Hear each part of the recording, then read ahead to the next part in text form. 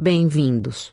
Esse podcast tem o objetivo de apresentar e esclarecer alguns aspectos religiosos orientais antigos. Aproveitem.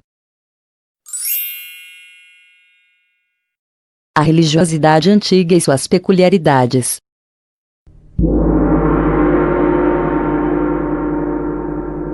A religião no Egito.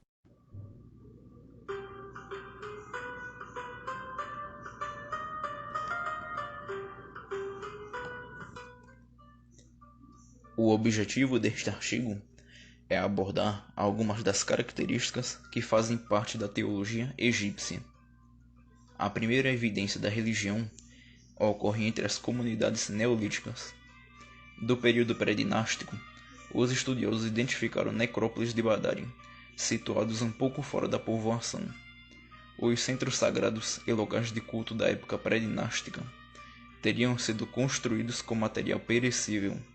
Por isso, há poucas informações sobre os ritos. Desenhos em cerâmicas, louça decorada, retratam barcos carregando altares de divindades. E isso nos dá a informação da antiguidade do ritual de procissão. A fonte principal para estes mitos são os textos das pirâmides. Destacamos que as crenças e conceitos egípcios desenvolvidos nos primeiros períodos históricos permanecem iguais em maior parte da história do Egito. Antes da criação, houve um estado de não existência, escuridão, águas ilimitadas. A partir daí, emergiu um Criador que estabeleceu um universo. Os faraós se autodeclaravam deuses. Os deuses desempenhavam um papel importante na vida dos antigos egípcios. Era muito importante mantê-los satisfeitos, pois, sem a sua ajuda, podiam ocorrer desastres no Egito. Os deuses, assim como os faraós, gostavam de grandes festividades em sua honra, que as pessoas também apreciavam. Eles também recebiam templos enormes, com prazer, e os faraós gostavam de construí-los, pois, deste modo criavam monumentos nos quais seriam lendários. Ninguém era mais importante do que o faraó. O faraó era o deus na terra. Enquanto ele reinava, ele era Horus, filho de Ra, o deus Sol em forma humana. Quando morria, unia-se a Ra, e o faraó regente tornava-se o novo Horus. O faraó era onipotente, onisciente e governava o destino de todos. Regia o governo e os tribunais de justiça. Era o sumo sacerdote e chefe dos templos. Comandava o exército e controlava a irrigação, o comércio e tudo que lhe competia. A figura do faraó alcançou um status divino sem precedentes naquela dinastia, deixando claro que o papel do rei era governar e ordenar o mundo do que qualquer outra divindade.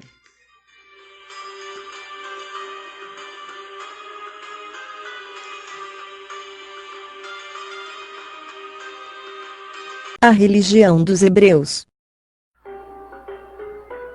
Vamos conhecer um pouco sobre a religiosidade do povo hebreu, também conhecidos como israelitas ou judeus. A religião do povo hebreu se deu com o patriarca Abraão, o fundador da religião.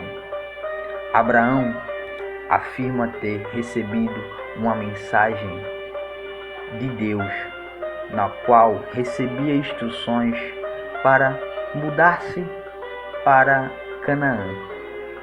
Neste tempo, Abraão vivia ao sul da Mesopotâmia, na região da Suméria. Essa mudança durou cerca de 40 anos e se caracterizou pela busca da Terra Prometida. Dentre as características do povo hebreu estão a ideia do messianismo ou salvacionismo, a crença de um profeta enviado por Deus para salvar o povo hebreu da tirania, do pecado, livrar do mal presente na terra, para salvar as almas que se perderam ao longo do caminho. A imortalidade da alma também era algo bastante presente na característica do povo hebreu. Assim como o dia do juízo final, a crença de que quando chegasse o fim do dia em que o corpo pereceria na terra e a alma seria julgada pelos seus atos, um tribunal no qual seria pesado todas suas ações em vida, onde o ser teria dois destinos. Se ele fosse um indivíduo cujo obedeceu aos dogmas da religião, levou uma vida honesta, assim como os ensinamentos de Deus, ele ascenderia ao céu para se juntar a Javé. Viveria no paraíso, no lugar perfeito para se viver. Caso contrário, se o indivíduo levasse uma vida em total desrespeito às leis do povo hebreu, ele sucumbiria no fogo do inferno e pagaria pelos seus pecados. O povo hebreu tem em seu livro sagrado o nome de Torá ou Pentateuco, também conhecido como Livro das Leis.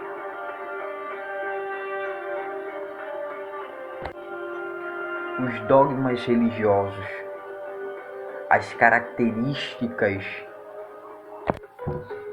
de como deveria se levar a vida do povo hebreu estavam todas presentes nos 10 mandamentos, a base de onde era tirado todo o ensinamento e modo de viver do povo hebreu.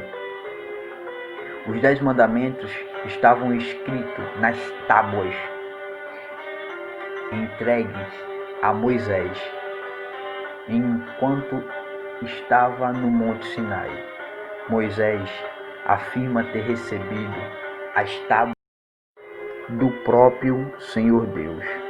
O povo hebreu tem como uma característica o seminomadismo. Povos seminômades, cuja característica está intrínseca ao fato de serem monoteístas, e isso desagradavam aos reis da época. Na história do povo hebreu existiram 3 principais reis: Saul, Davi e Salomão. Salomão tem uma ligação muito forte com o povo hebreu, pois foi o rei que construiu o Templo de Jerusalém, ou Templo de Salomão, no qual sucumbiu e hoje só resta ruínas do que hoje é para os judeus o que há de mais sagrado no mundo, o Muro das Lamentações. A religião na Mesopotâmia.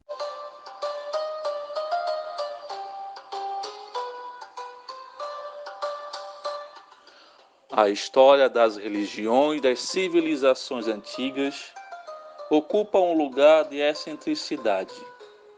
Neste contexto, vamos refletir sobre a religiosidade dos povos da antiga Suméria. Os sumérios acreditavam que o universo era governado por um panteão formado por um grupo de seres vivos, de forma humana, porém imortais e possuidores de poderes sobre-humanos. A religião está no centro de toda a vida. Remonta ela à época neolítica e os grandes deuses são de origem cósmica. Anu, rei do céu; Enlil, rei da terra; Ea, rei do oceano. Estes deuses primordiais criaram os deuses astrais, que se ocupavam diretamente com os homens. Shamash, Deus Sol; Sim, Deus Lua; e Chitá, o planeta Vênus; e Dumuzi, o deus agrário dos mortos e das ressurreições anuais. A cidade santa é Nippur, e sua preeminência dura até o advento de Marduk, o babilônico. Também adentramos a religião dos babilônios, que terá suas características, bem como suas origens da dos sumérios.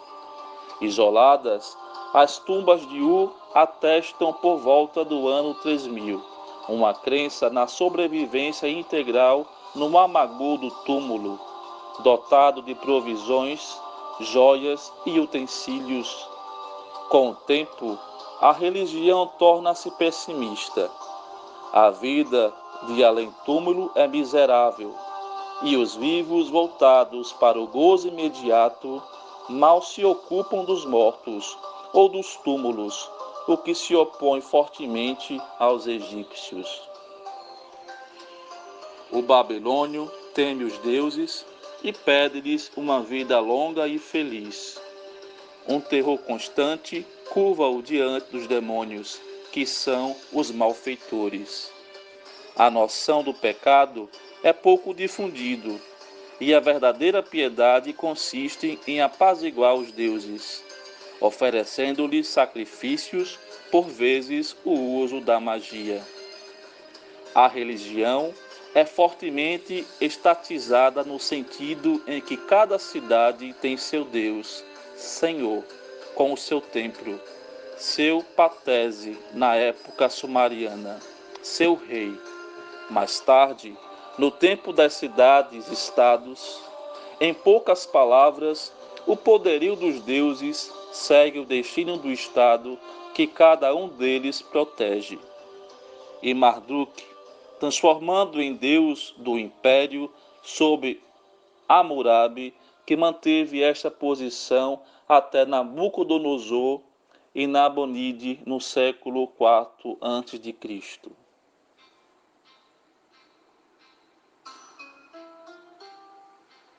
Os templos são a morada dos deuses, e o santuário completa-se com uma torre em degraus, por vezes com casas na cidade e no campo.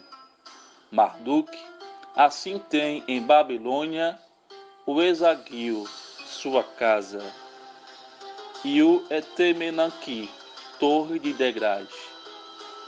O povo jamais penetra no templo, e as relações com Deus apenas podem ter lugar mediante a intervenção dos sacerdotes, o que confere a essa religião um aspecto hierático pouco favorável à piedade pessoal ou ao misticismo do fiel.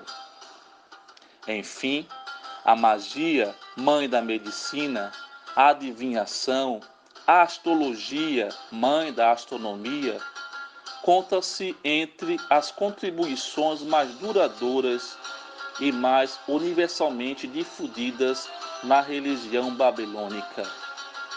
É significativo que esta religião sufocante e tristemente materialista apenas tenha subsistido em suas formas secundárias ou derivadas.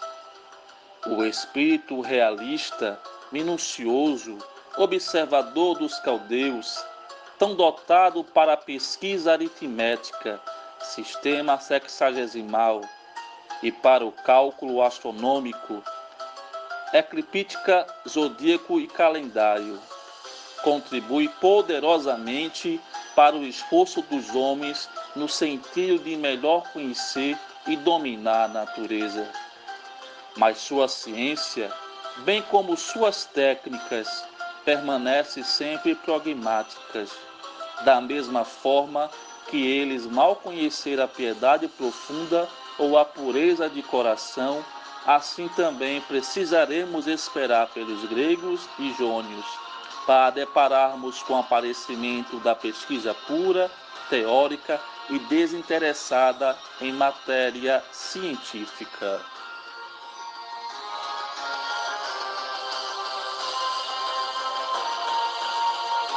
A religião dos persas.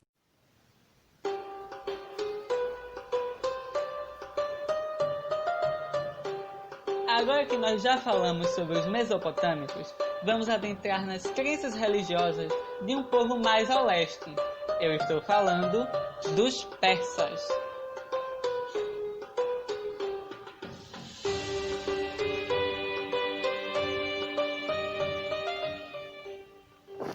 A religião persa se chamava Zoroastrismo e tinha esse nome porque foi criada pelo profeta Zaratustra, ou para os gregos, Zoroastro.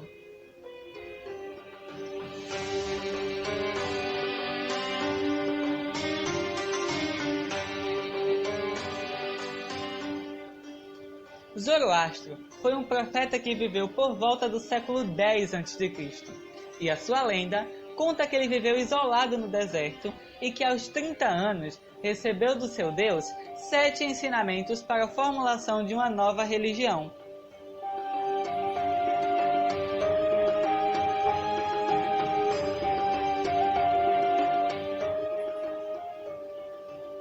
O zoroastrismo é considerada a primeira expressão do monoteísmo do mundo, e a religião se baseia no dualismo entre o bem e o mal. Existia um deus mau, cujo nome era Arimanes, e um deus bom que devia ser adorado.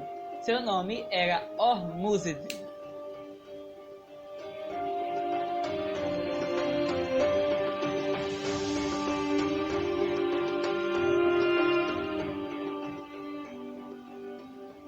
O zoroastrismo, ou madaísmo, como também é conhecido, tinha o seu livro sagrado chamado de Avesta, que era um conjunto de livros escritos por Zoroastro, além de um livro de cânticos, que também foi escrito por Zoroastro.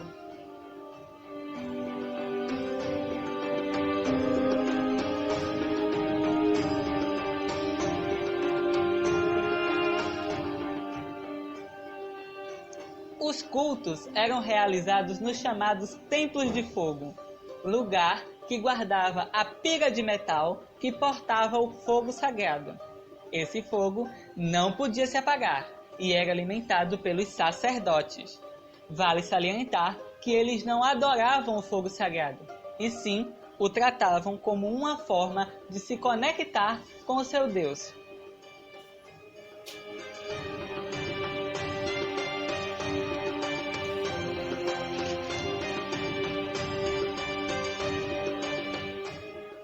Uma curiosidade é que quando os persas iam fazer suas orações perante o fogo sagrado, eles utilizavam máscaras para não contaminá-lo.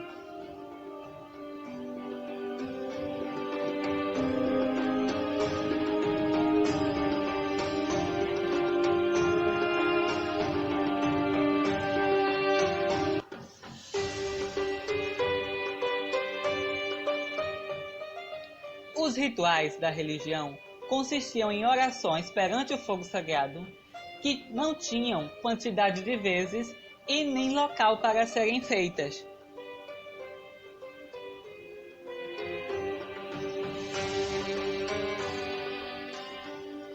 Além dessas orações, existiam também ritos e rituais. Um deles era obrigatório na religião. Crianças, por volta de 15 anos, recebiam uma veste branca e um cordão. O intuito desse ritual era serem passados os costumes e ensinamentos da religião. Além disso, eles também celebravam casamentos, e as festas podiam durar entre 3 e 7 dias.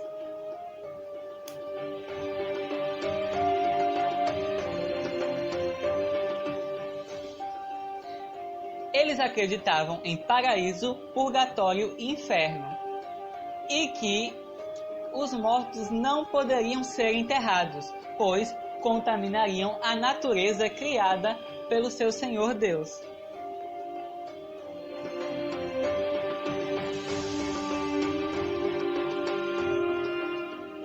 Uma curiosidade é que um dos adeptos mais conhecidos dessa religião foi o cantor Freddie Mercury.